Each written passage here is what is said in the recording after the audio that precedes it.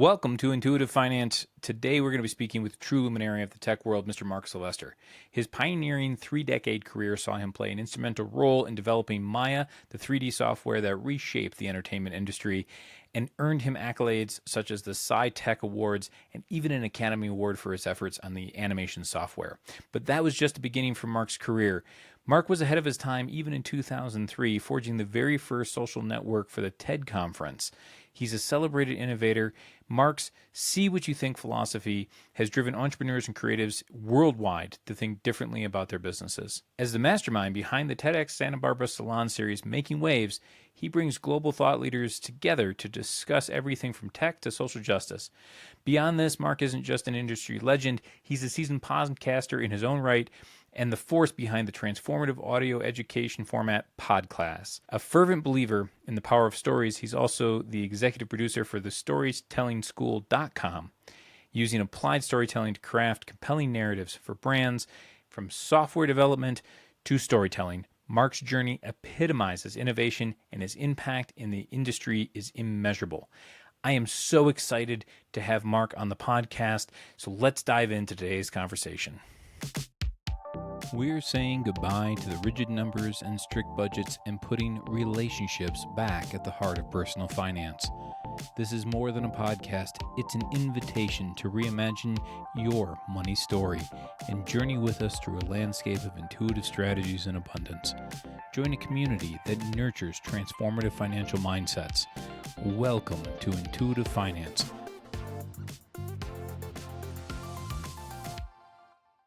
Mr. Mark Sylvester, thank you so much for coming on the podcast. I am delighted to have you here. I'm glad to be here, Dylan. Fantastic. And I just kind of want to tee this up. I know a little bit about your backstory, and I'm really excited to get into it. Can you give us the 30,000-foot view of Mark Sylvester?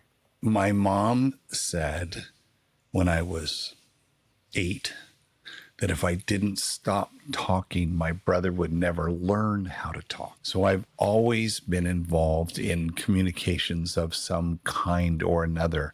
That's a thread that's gone through all the decades of my life. Excellent. So when you're talking about communication and you're looking at like how do you integrate in communication, talk to me a little bit about like where does that start for you? When you talk about, I know that you've done entrepreneurship, where does the communication piece start? So rather than going back biographically to decades, like my 20s was cooking, my 30s and 40s was doing software, developing computer animation software for motion films and visual effects and video games. And then my 50s and 60s was creating software for the TED conference called Intro Networks, was large community-based software.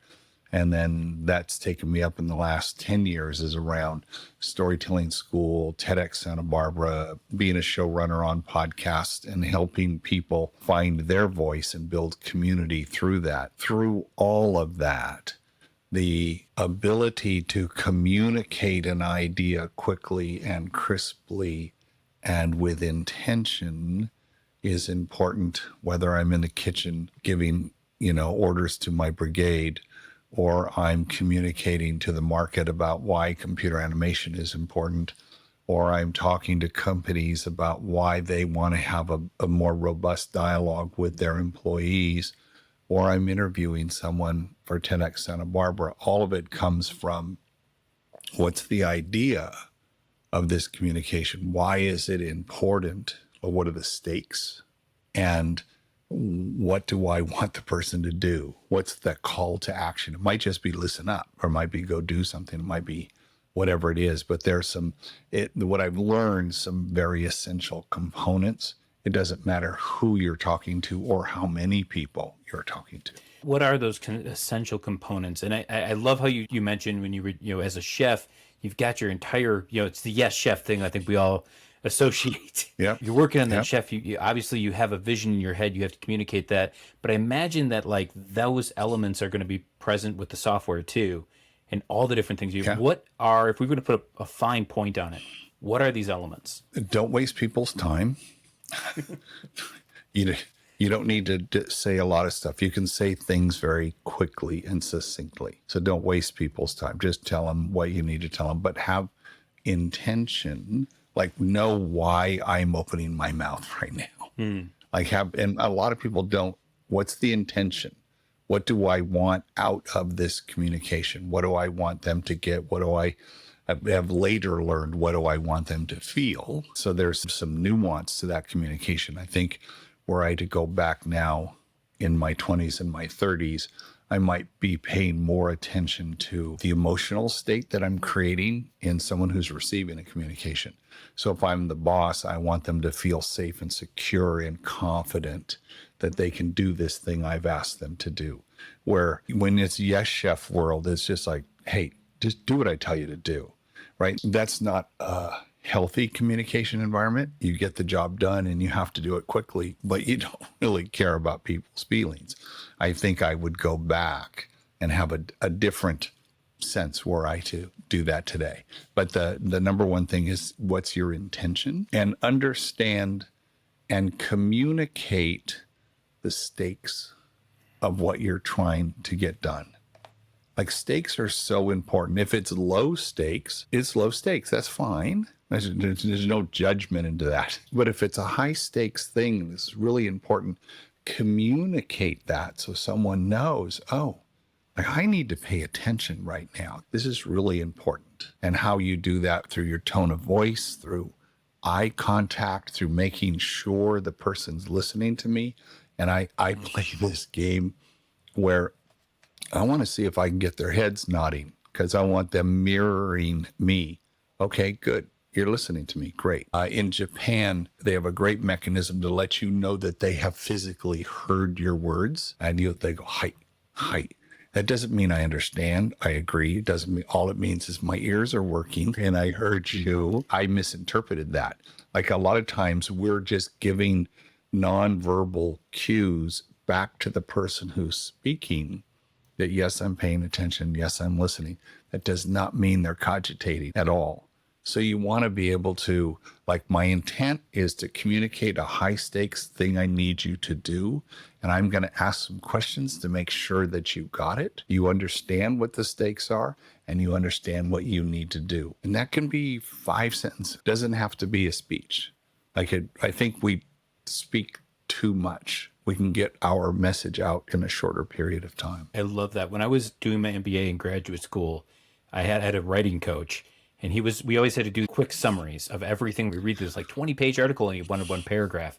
And he used to say that you wanted to have the concise so that every bite was nutritious, because you never want to be in a situation where you think you're dazzling them with brilliance, but really you're baffling them with bullshit. I took that away from graduate school of, like, how do I pinpoint exactly these things? I want to go back to one thing you said, because I think you did a great job in saying, let's talk about these stakes. Like, what's at stake here? And I think about, like, when I was a teacher, when I was teaching mathematics, my students, I'd be like, yeah, this is going to be on the test. And that was like communicating the stakes. For some of them, that was life or death. And some of them, that just meant they didn't care. Mm-hmm. But I want to tie that in, the communication of the stakes, to what you said about the emotions of what are you invoking in this person? And how are you making sure when you're talking to them that you're not, hey, this is really important to me, but you're not overwhelming them with the idea that you just put a boulder on their shoulders. Great way to think about that. If you're really present, that's the other thing I wish I would have known when I was 20 about being present. If you're really present and paying attention, this message is not about me, it's about you. When I give a talk, the talk isn't for me, the talk's for you. Oh, I'm giving a keynote. Yeah, for them. So the higher order bit, the black belt level way of thinking about it, is that this communication is for them. So I need to be tuned in. What do they need? They need to know, yeah, this is a little above your pay grade, buddy. You're going to really have to stretch. This is tough. But you know what? I got you. I got you. So you get going. I think you can do this, or I wouldn't have asked you. However, if you get stuck, just come on back. I got you. Don't worry about it. So now, how does that make you feel? You're safe. It's like, oh, okay. Like, and now what do you want to do? Well, I'm a climber, man. I want to get that done. Because I would like to be seen by you, my boss, as someone who can take a challenge and rise to the occasion, because you might ask me to do something hard again, and that's going to be good as I move up in the organization. So I think if you pay attention to the person you're talking to, like my wife, Kimberly, she has a superpower. She has many, but one that I really appreciate is her ability to read a room. So we do a lot of workshops, and whether it's an improv workshop or it's a communication workshop, a storytelling workshop, a branding workshop, whatever it is. And she has a plan. She's studied the room. She knows what we need to do. She knows what they need to hear. But she'll call audibles. We have cues to one another. She'll call audibles throughout that. And I'll say, hold it. We just missed 3 pages of stuff, because she knew she's reading the energy in the room of how people are.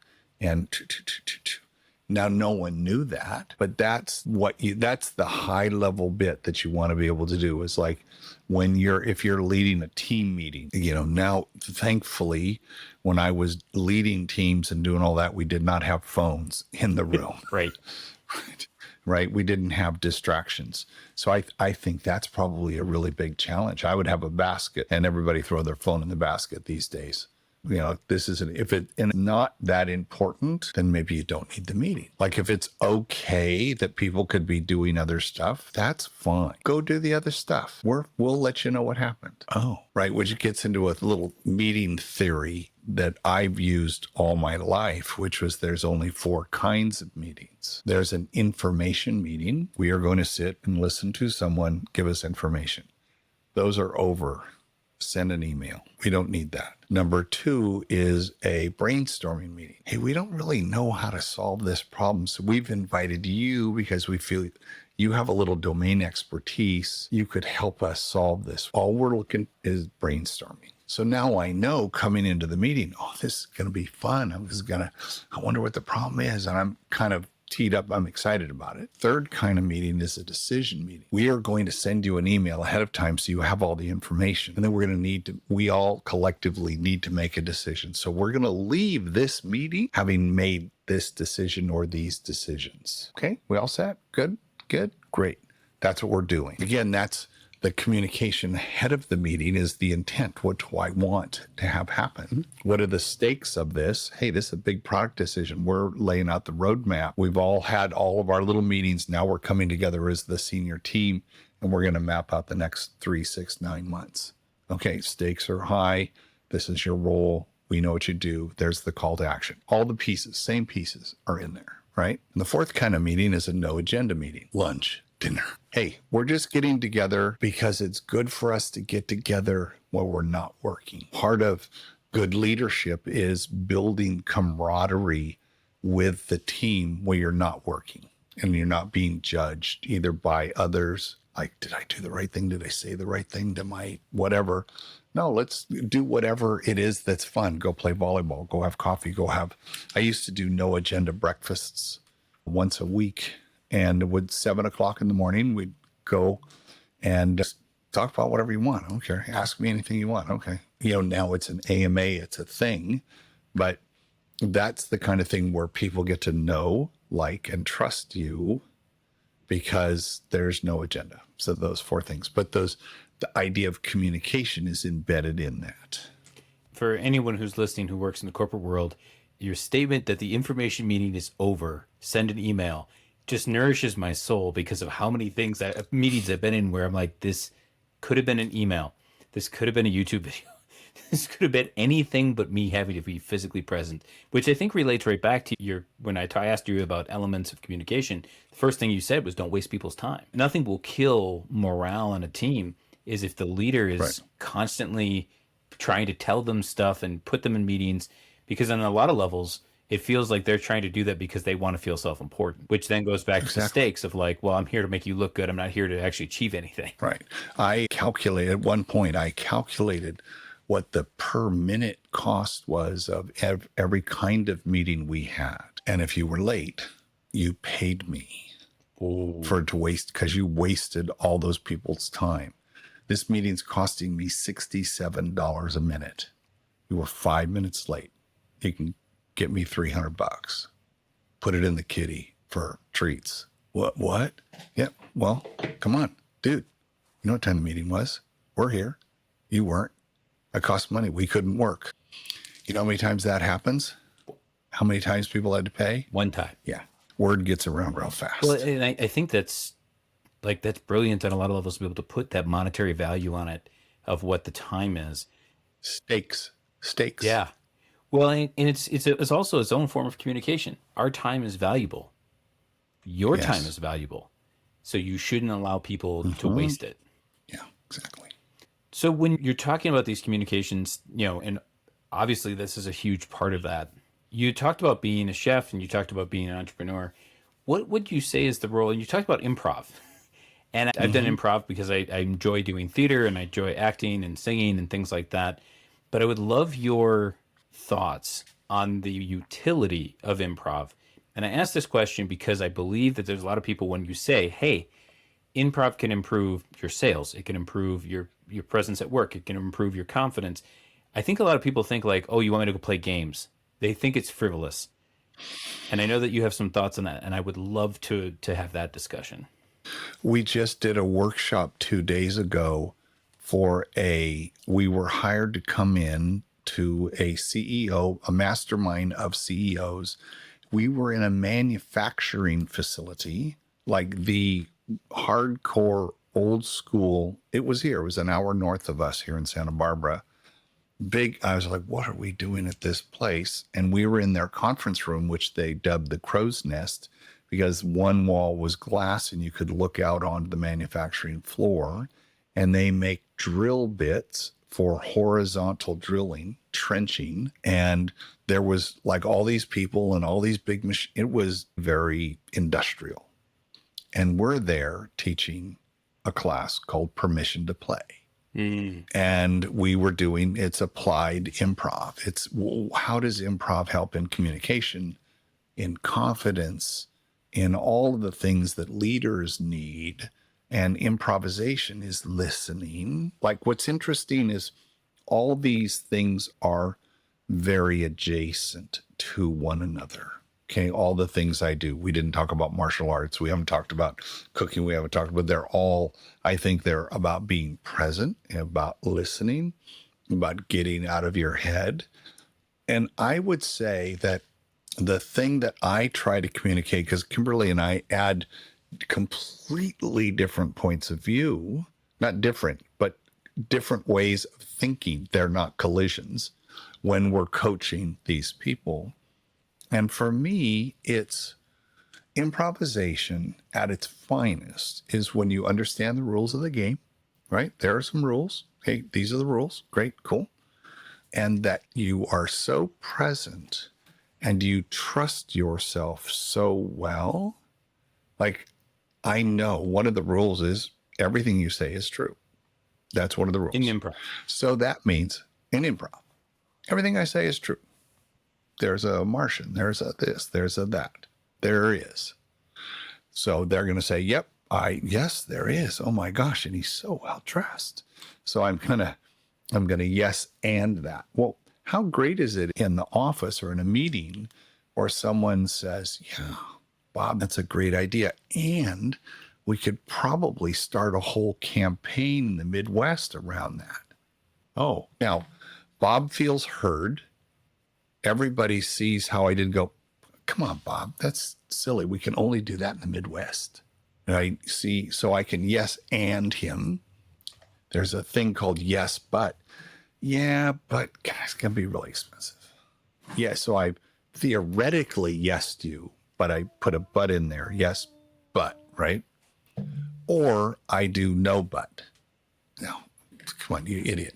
How many times in business are we in a meeting where some maybe younger person, got lots of ideas? They haven't been beat down yet by the corporate hierarchy. And they have this great idea. And then someone goes, oh, yeah, that'll never work. We can't do that. Just not going to happen.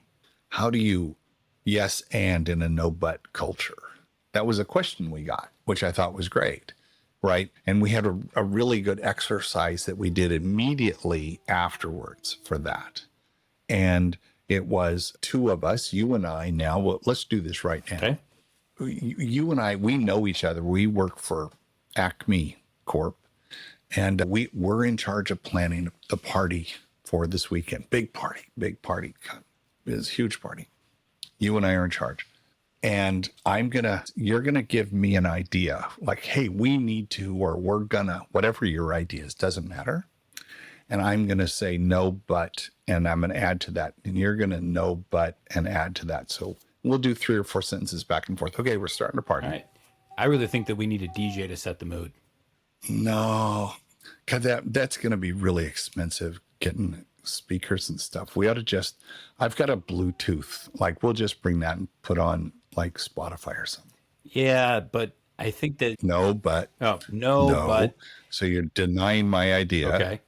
No, but I think we need to have a human touch that can really read the room and set the tone to get the most out of this. No, this, it would be someone we don't know. And that would upset people. Okay, that's no but. We're just no butting each other. So now we're going to do the same thing, different aspect of the party planning. Okay, we were talking about the music, except now this time it's going to be yes, but. So you can start. So I think that we should really have centerpieces to set the table and show people that this is serious. Yes, but let's get them at Michael's because I only have like $75 budget. Yes, but we want to have this be an announcement. Put a pin on it. Yes, but I don't want to appear frivolous. Yes, but we want them to take it seriously. Okay, that was yes, but. Now we're going to yes and. Same thing, another aspect of the party. I really think that we need to get this catered. Oh, yes. And I know that Susan in accounting loves those little hot dog things that are wrapped in pastry. We'll make sure we get some of those for her. Yes, and we can make sure that we have vegetarian options so that everyone feels included. Yes, and the kids in accounting, the kids we just got from college, they're vegans, which is fantastic. So we'll make sure that we even have vegan options. Wow. Yes, and charcuterie boards are huge right now. So I think we should include some of that in it as well. Yes, I love those. And we could probably even get a whole selection of like pickles and olives and scene. In which one of those interactions did you feel better? It's incredible to me. Like I know the game here. And in that last one, I'm like excited to have a party. Immediately bought into it on it. Like I could kind of tingle almost. Exactly. When you find someone who's listening to this is living in a culture where there's some people that do no but, maybe bring in an improver to come in and run a workshop, but play this game with them. We did that in less than 5 minutes, and it helps them see, oh, okay, I got it. Okay. And it might take a little while, but actually that interaction challenged me to think more about applied improv, right? How do we really apply it? So it's listening. It's not thinking ahead, because there was no way I could add in something because I have to respond to what you're saying. Now we're talking about the music. Now we're talking about the centerpieces. Now we're talking about the food. I wanted to talk about like the PowerPoints or were we going to video record? Or like, what are we like? Because I had a story in my head. How many times do we go into a conversation with all the stuff we want to say? Like, oh, I'm going to do the plot as opposed to like listening. I'm here for you. I'm not here for me. I'm here for you. How can I help you? And then I'm going to respond and trust that if I'm a caring, evolved individual and I'm not an asshole, and I don't need to be a smart aleck jerk, that you're a human and I care about how you feel and I sincerely care, then I'm going to be listening and reacting. And all I want to do is hear you, react emotionally to what you said. How did what you say make me feel? Because if you can get a sense of my emotions, like if I'm excited, oh my God, whatever that emotion is, My state is going to impact your state. And at the end of the day, if we're really believe that we want to live in a relational world rather than a transactional world, then we're going to pay attention to things like listening, eye contact, emotions. How does someone feel? Because the relationship is the most important thing to us, not the transaction, not the thing. Right. Right? The centerpiece was not important. What was important was the feeling you were trying to get across to the people and communicate to me that you thought better centerpieces were going to convey a better sense of status in the party. And that's what you were trying to communicate. I was like, no. So I was killing your emotions around that. Well, like the idea of relational versus transactional, like what a beautiful way to pinpoint that. Because I'm just thinking of like different jobs that I've had, relationships, some romantic partners, where you get into this place where it becomes transactional and then you start feeling used. It's the difference between, being at a job where you want to stay, even though you could go someplace else and get paid better because you want to stay because you're valued, because you can see the real life thing impacts of what you're doing. But I also think, just in listening to you talk about what a leadership piece this is, that I'm here for you. I'm here to serve you. I'm here to actualize you. That's my role as a leader. And I'm going to listen and I'm going to look at you as a whole person and bring that forward. I think that gets lost in leadership, as particularly when you hear entrepreneurs where they're like, yes, it's like a military operation to them, right? They're like, we're going to go in here, we're going to grind ourselves to nothing. And like some people are like, yes, grind me to nothing. And other people are like, I want nothing to do with that. And so I'd love your thoughts on that leadership piece, as somebody who's led kitchens, who's led software companies, who's led workshops. What is that essence in that leadership that comes into from your improv? That's looking at it through the lens of improv. Improv is a team sport. Just like I say to my wife, Kimberly, a lot, something will come up and we will have accomplished something. And I say, our relationship is a team sport, right? It is. Improv is a team sport. My job is to, number one, take care of myself, know if I walk out into a gold stage and the amazing partners coming up from the other side, I have to take care of myself. Who am I? How am I walking? Do I have a little hunch? I'm this guy. So maybe that's all I have. All I've got is that. But I know I'm the guy who's kind of wiggly and squirmy. And if I'm the guy who's wiggly and squirmy, what's my point of view on life? Maybe I can't make decisions, or maybe I'm just I don't know what to do. Maybe my voice is like that. That starts to happen. So I've taken care of myself first. Now, the next thing is my partner's coming out and hopefully they've taken care of themselves. So now we come out. Now, what's the first thing we're going to do? We're going to look each other in the eye. We're going to look each other and try to get a sense. And this all happens in nanoseconds. And I get a sense of, who is that person? How can I react to? So someone they see that and they go, oh, God, you didn't take out the trash again, did you, Bobby? That might be that initiation, right? And now we're going back and forth and we don't have to win. What we're trying to do is build a relationship. We know each other, but we're trying to help the audience understand the situation. Like what's happened. The audience has just tuned the channel to these two people that are on stage and they're in the middle of something. And what's going on there? One of the things that's interesting about improv is you don't want to win. Winning's not fun to watch. Okay, tell me, like I'm super excited about this because I just in leadership, I think about this all the time. Connect not wanting to win to leading a team to success. So I don't need to win. We need to win. So the leader is saying, the leader is really bought in the team. This is not about the leader's ego. This is not about the leader's accomplishment. This is about, like you said, I've got your back. If you don't have followers, how can you be a leader? Right. Yeah. I mean, Have you ever heard of gamification? Yeah. Do you know what that is? So gamification has 5 rules. One, you have to opt in. I have to want to be there. Well, I have to want to play the game. So I have to want to come work at this place. Number 2, there have to be clear rules. I need you to be here on time. I need you to do this. There's some clear rules. Any game has rules. Number 3 is there's a scoreboard. There's a way to measure how we've done in whatever it is. Whatever it is. Number 4 is an important one. There has to be an obvious leader. So the notion that it's the collective, I get that. And there's a collective and there's a leader.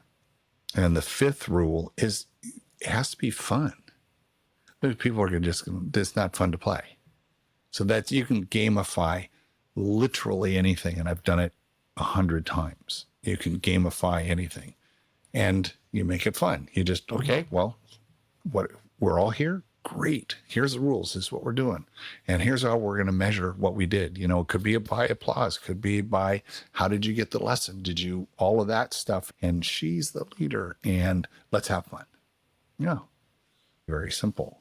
And I think that I think you have to have enough ego strength to get through the down cycle on anything. There's always a down cycle.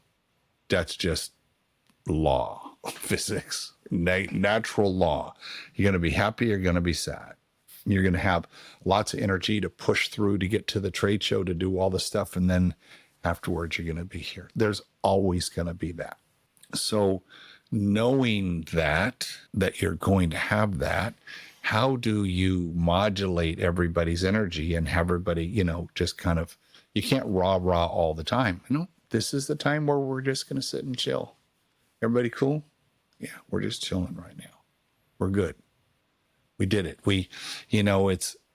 There's a lot of lessons we can get from the military on that, right? It's like we're going to go, or sports. That's why we love working with ex-military, ex-first responders, people who've been in sports, whether they're solo sports or team sports. We love that because they understand the discipline and they understand the ebb and flow of, okay, we all got to work really hard and then we can lean back. Right. Well, in those down periods, again, kind of going back to what you were talking about, the 4 different types of meetings, this sounds like the best time for an unstructured meeting, right? Where you can say like, we're going to chill, like, let's just break bread. Like, things are hard right now. Let's just look at each other as humans. Yeah, exactly. And I think that entrepreneurs, there's this mistaken notion, in my opinion, that you have to be on all the time. You have to be on all the time. No, you don't. You don't have to be right all the time. You don't have to, you don't have to be, it's just like you're human. You have a really good idea. I need all y'all's help to turn this idea into a product, and then that product turn into a business, and that business turn into generational wealth. That's the 4. My whole career in software, especially in animation software, was that we get lots of ideas from customers, from internal, from engineering, from marketing, from my partners. We all had ideas. And so I had this philosophy that developed through those years where it's like, I'm pretty convinced that 1% of those ideas are good. Let's keep having them, right? It's a numbers game. Let's bring them. And then we're going to have ways to sift through to come up with that's the one. Now, and that's a lot of work to get to the one. Okay, well, now we need to make that a product or a service, something we can exchange for value, we can sell. It's another curve. Though all the things you need to do to make it a product, whatever it is, it's a video, it's a widget, it's an app, I don't care. Whatever it is, if you're going to sell it, you've got to develop it And you've got to turn it from an idea into a product or a service. Again, I think there's probably a 99% fall off of people who can actually turn the idea into a product. I might be being harsh, but it's an 80-20 for sure. Right. Okay, cool. So now I've got this product or service and we're excited about it. And this is the early stages of I'm building my company. Like we have a prototype. That's part of the product process. It's not a product yet, but it's a prototype. Well, now I'm going to bring some more people on and we're going to get it productized. Well, the next thing is okay, let's make a business out of that. That's yet another order of magnitude of energy and effort and expense. And again, I think you have another 80-20 fall off of people who can actually turn it into a business. Okay, great. How many people say, I'm going to do a podcast and don't make it out of past 5 episodes or make it past 20 episodes? That's a product, right? There's a value exchange for that thing, but they don't turn into something sustainable, or whatever. The restaurant is open for 18 months or 6 months when it closes because they haven't figured out how to make it sustainable or how to have that business last. The next one is the one that I'm really interested in is how do I generate generational wealth? What are the things I'm doing to that business so that thing can last for 10, 20, 30, 40 years? Like how are we thinking? And this is a very Japanese thing that I was exposed to at Wavefront early on when they said, we worked with Sony and we worked with one of the grandsons, and he couldn't understand culturally how we were so quarter driven. Everything was quarter driven. And he was brought up to think generationally, right? 10 years, 20 years. That just culturally, he had a hard time understanding hey, let's go. We got to go. He's, oh no, Max-san, calm down. You have time. No, I don't. I got to. Long term, right? And that was 40 years ago. So that deeply impacted my thinking. Yet you still have to deliver quarterly results. We had public companies. So I get all that. But I think leaders need to be the ones who can say, what's the long game here? Where are we going? What are we building that's going to outlast? I mean, seriously, are we building something that can outlast us? That is an amazing breakdown of those different steps. One thing that stood out to me a lot where you were talking about, 1%. And I think that 1% number is probably actually good. Like 99% of all the ideas that come tumbling out of a brainstorming meeting are going to be not viable. And the thought that goes through my head is like, even if it was 80-20, that means 4 out of every 5. What a fall off rate in failure, and having to be like, to get to that idea. And then you have to do it all over again to go from idea to product and then product to business, and how much failure you have to do to get there. And I think that's where most people don't want to do this, or they lose track of it, or they say, well, I can't fail. And I personally think this is the fault of our educational system, because you can take the test one time and then you're done, right? But I would love your thoughts on that failure piece, and how do you navigate? I mean, you're somebody who's done this in multiple venues, whether it's cooking, whether it's improv, whether it's TEDx, whether it's, working with Wavefront and your software company. What is the relationship with failure, and how do you communicate that to your team while the team might be failing? I redefine failure. Okay. And this comes from my martial arts. It's just an opportunity to train. It's an opportunity to train. Okay. Remember we have scorecards. We didn't measure up, whatever that meant. Okay. Got it. And then enter another thing that comes from the military, which is an after action review, which I don't think is given the level of importance it should have. I won't say should. When you see how important it is, you will adopt it into your life. 3 things: what went well, what needs work, what went wrong, what went well, what went wrong, what needs work. Okay. After everything you do. Well, what went well? Oh, we had the product spec right. We had the right people on the team. We had what went? The demo failed. Look at with the Bing demo where they got or it was the Google Bard demo where they asked it a question and it gave the wrong. Okay, how much work had been done? How much? We think about that. How many hundreds of people and one thing? So what went wrong? What needs work? Well, maybe we do more testing of whatever it is. Kimberly and I are religious about we call it the dub, the three W's, religious about it. Anytime we do something in public, any workshop, when we were driving back from the applied improv permission to play workshop, what went well, what needed work, what went wrong. What went wrong was this is how Kimberly got introduced. I'd like to introduce Kimberly Weil. She's an NCAA Woman of the Year. Just talking off his phone the whole time. Oh my God. So what we learned from that is let's give a 4-sentence intro. Somebody can have a bio that can be in the printed materials, but let's give a 4-sentence intro to the person. That's something that they could just remember. And if they have to read it off the piece of paper that we give them, right? So I think back to failure, yes, you could call it failure, and no one wants to fail. Like the whole thing, move fast, break things, fail. I mean, I get all that. I disagree with it. We are going to fail.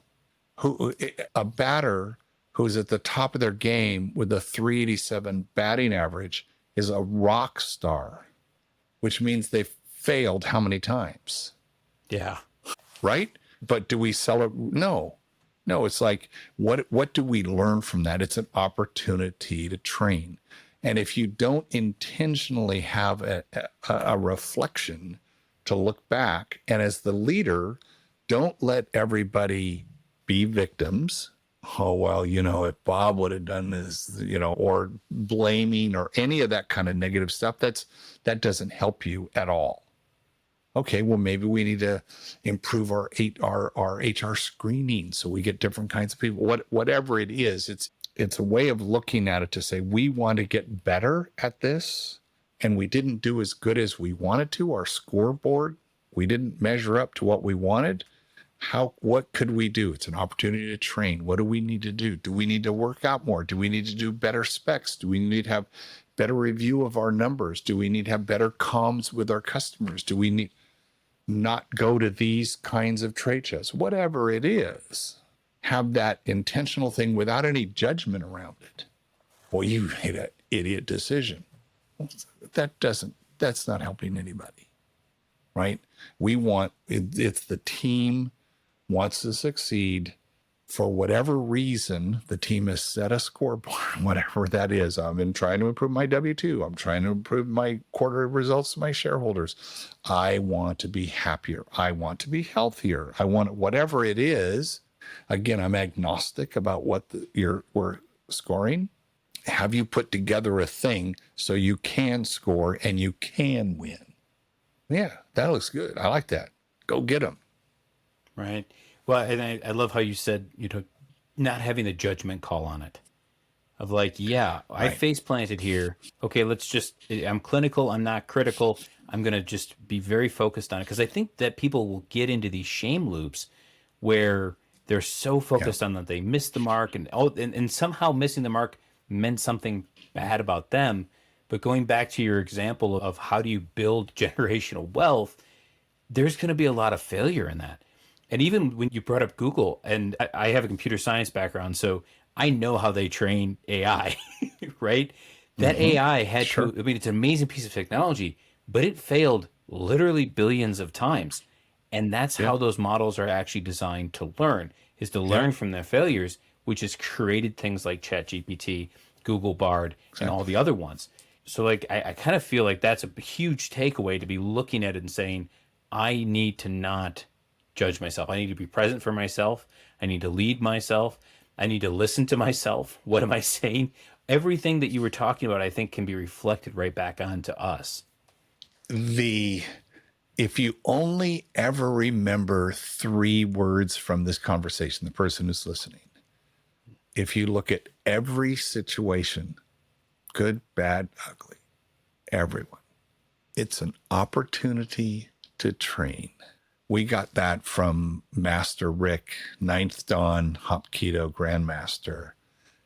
And he's a philosophy prof at UC Davis and a Ninth Dan martial artist. And whenever we're up north, and if we can get over to Davis, we go in and train with him. And you train and he philosophizes, you train and he philosophizes, and he's brilliant to be around. But you could say, gosh, it's a beautiful day today. You go, that's an opportunity to train. And I'm like, Rick, what? He goes, well, you could probably turn your gratitude up a little bit. Oh, yeah, you're right. In his world, everything is an opportunity to train because we're in martial arts. One of the things there's many mantras, but one of them is seek perfection of form. Like, we didn't spend any time, we talk about improv, but I'm a second dan black belt myself, and the time spent on the mat and time spent in life, it's another one of those very little bit of time on the mat, and it impacts everything in your life.